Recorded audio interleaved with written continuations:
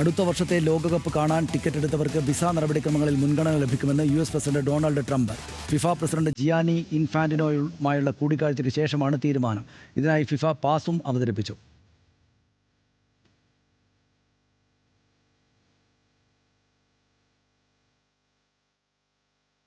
Asia cup യോഗ്യതാ മത്സരത്തിൽ India ഇന്ന് ബംഗ്ലാദേശിനെ നേരിടും. ഓസ്ട്രേലിയൻ താരമായിരുന്ന റയാൻ വില്യംസ് ഇന്ത്യയുടെ നീലക്കുപ്പായത്തിൽ ഇന്ന് അരങ്ങേറും.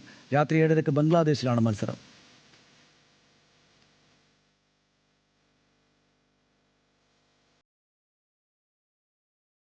സൂപ്പർ ലീഗ് കേരളയിൽ കുതിപ്പ് തുടരാൻ തൃശൂർ മാജിക് FC ഇന്നിറങ്ങും. ഒന്നാം സ്ഥാനം ലക്ഷ്യമിട്ടെത്തുന്ന കാലിക്കറ്റ് FC ആണ് തൃശൂരിൻ്റെ എതിരാളികൾ.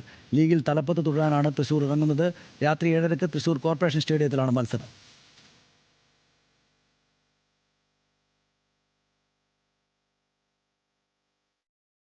ചെസ് ലോകകപ്പിൽ സെമി ലക്ഷ്യമിട്ട് ഇന്ത്യൻ താരം അർജുൻ എരിഗൈസി ഇന്നിറങ്ങും.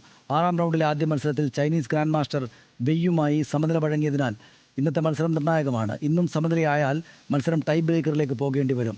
24 ഇന്ത്യൻ താരങ്ങൾ അണിനിരന്ന ടൂർണമെന്റിൽ അവശേഷിക്കുന്നത് അർജുൻ മാത്രമാണ്.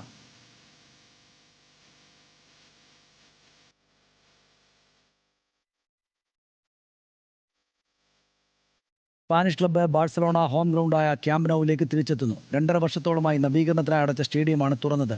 ശനിയാഴ്ച സ്പാനിഷ് ലീഗിൽ അത്ലറ്റിക്കോ ബിൽബാവോയുമായി ക്യാമ്പ് നൗവിൽ ബാഴ്സ ഏറ്റുമുട്ടും. 1,05,000 കപ്പാസിറ്റി ഉണ്ടെങ്കിലും 45,000 പേർക്കാണ് നിലവിൽ മത്സരം കാണാൻ അനുമതിയുള്ളത്. 13,400 കോടിയിലേറെ രൂപയാണ് നവീകരണത്തിനായി ചിലവിടുന്നത്.